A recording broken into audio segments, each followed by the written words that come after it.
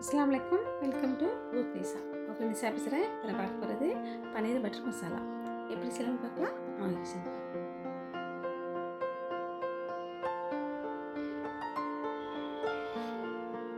பாத்திரத்தில் 2 teaspoon butter போட்டுக்கலாம். 2 வெங்காயம், 2 தக்காளி,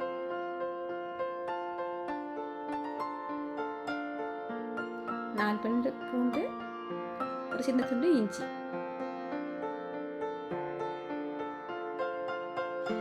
8 முந்திரி பருப்பு.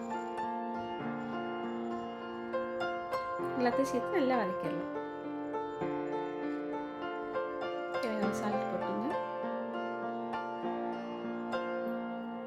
நல்லா சூடாறினவுடனே மிக்சியில் அரைச்சிடுங்க.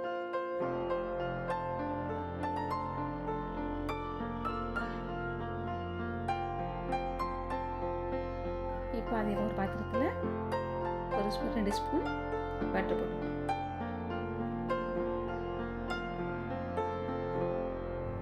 பட்டர் உருவினோடனே ஒரு பட்டை, ஒரு கிராம்பு, ஒரு பிரிஞ்சி இலை, அதை வதக்கிடலாம்.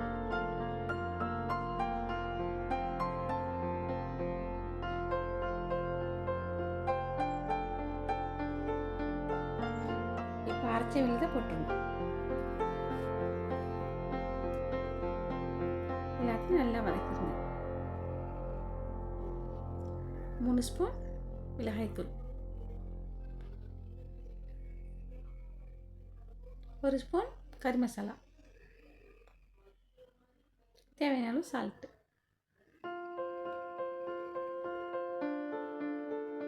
அதையும் சேர்த்து வதக்கிடலாம்.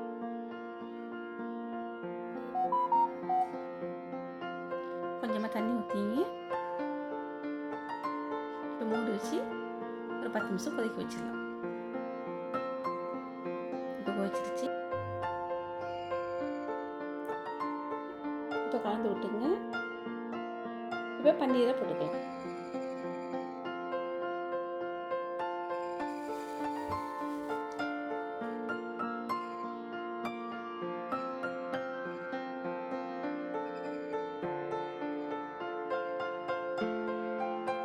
அதோடு சேர்த்து கஸ்தூரி மெத்தியை கையால் கொஞ்சம் கசக்கி மேலே தூவி விட்டுருங்க.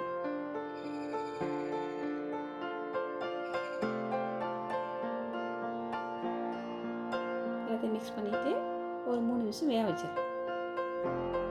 இது ரெடி ஆயிடுச்சு. அது நல்லா திக்காயிடுச்சு. பன்னீர் பட்டர் மசாலா ரெடி. இதோடு சேர்த்து ஒரு ஃப்ரெஷ் க்ரீமும் 2 ஸ்பூன் ஊற்றிக்கலாம். இது ஊற்றுலனாலும் பரவாயில்ல, நல்லா தான் இருக்கும். இந்த வீடியோ உங்களுக்கு பிடிச்சிருந்தா ஷேர் பண்ணுங்கள், கமெண்ட் பண்ணுங்கள், லைக் பண்ணுங்கள், மறக்காமல் சப்ஸ்கிரைப் பண்ணுங்கள். அஸ்ஸலாமு அலைக்கும்.